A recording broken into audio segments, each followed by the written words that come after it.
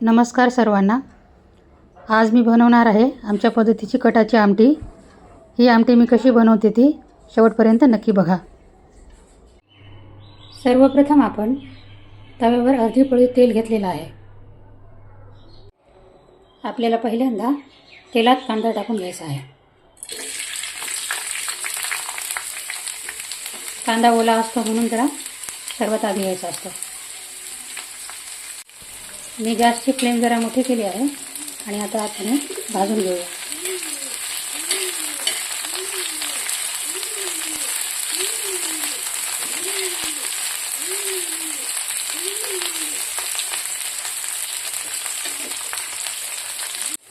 कांदा बऱ्यापैकी भाजत आलाय.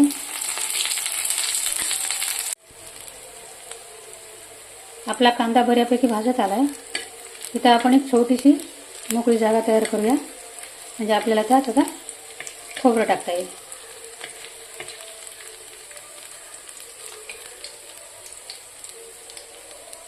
आता मी हे खोबरं टाकून घेत आहे.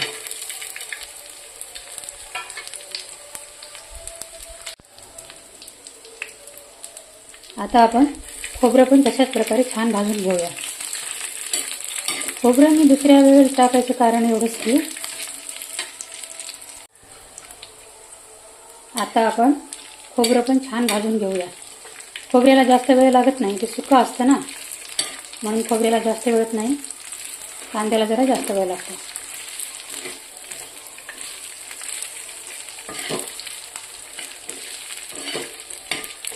हे आपल्याला मोठ्या फ्लेमवरच भाजायचं आहे.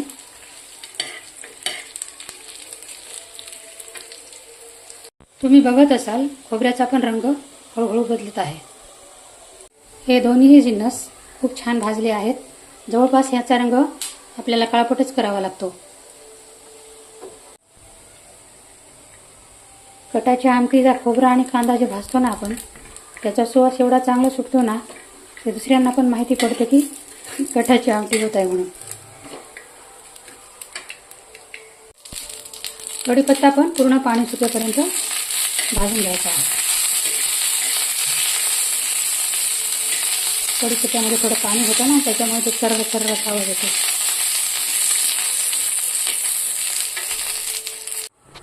कढीपत्ता पण कुरकुरीत भाजून झालेला आहे. हे कटाच्या आमटीसाठी लागणारे खोबरे आणि कांदा तव्यावरच भाजायचे असते. तव्यावरच छान प्रकारे भाजले जाते. आता आपण याला एक 15 मिनिटं थंड करायला ठेवूया. मी अर्धा किलो चणा डाळ शिजायला टाकली होती. त्यातून मला एवढे हे पाणी मिळाले आहे कटाचे. हे जे आपण कांदा, खोबरं, कढीपत्ता तव्यावर भाजून घेतला होता, तो आता मिक्सरमधून काढून घेऊया. हे जिन्नस मिक्सरमधून काढण्यापूर्वी आपल्याला जस्ट 2 चमचे पाणी टाकायचे यात. पाणी टाकल्याच्या नंतर याची चांगली पेस्ट तयार होते. तुम्ही बघू शकता किती छान पेस्ट तयार झालेली आहे. आपण पातेल्यामध्ये थोडं तेल टाकून घेतोय.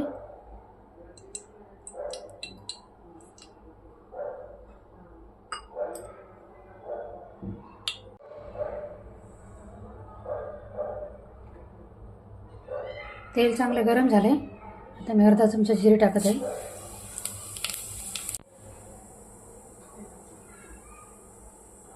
जिरे चांगले कडलेत आपले. आता मी 1 चमचा अद्रक लसूण पेस्ट टाकत आहे. अद्रक आणि लसूण पेस्ट नीट मिक्स करून घ्यायचं आपल्याला.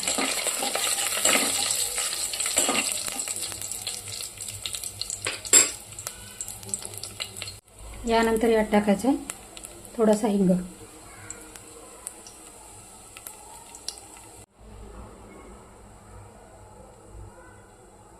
यानंतर आपल्याला टाकायचे मिरची पावडर. मिरची पावडर आपल्याला फोडणीतच टाकायचे, कारण मिरची पावडर फोडणीमध्ये टाकल्यामुळे कढीला तरी येते चांगली. आपण ही नीट मिक्स करून घेऊया. दिसते ना एकदम चकाकी, छान चकाकी आली आहे ना. इकडे एकीकडे मी कांदा खोबऱ्याचं वाटण आणि चणा डाळीचं पेस्ट ठेवली आहे मिक्स करून कटाच्या पाण्यामध्ये. आता हे कटाचं पाणी आपण फोडणीमध्ये टाकूया.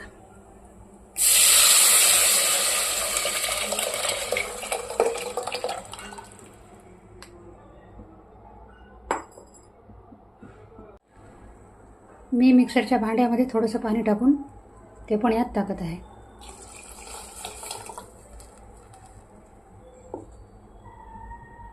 आता आपण हे नीट हलवून घेऊया.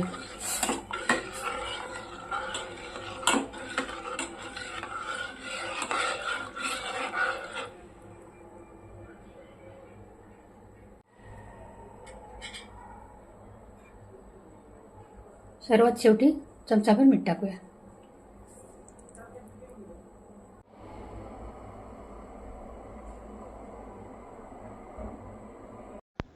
आमटीला उकळी येण्याआधी मी 1 पीस कोकम टाकत आहे. कोकम यासाठी आमटी खूप स्पायसी असते, ती बाधू नये किंवा ॲसिडिटी होऊ नये म्हणून मी टाकत आहे. आमच्याकडे चिंचेचा 1 किंवा 2 बोटसुद्धा टाकतात. अशा प्रकारे आमच्याकडे कटाची आमटी बनवली जाते. आमटीला चांगली तरी पण आलेली आहे. व्हिडिओ बघितल्याबद्दल मनापासून धन्यवाद. तुमच्या काही प्रतिक्रिया असतील तर मला कमेंट बॉक्समध्ये नक्की सांगा.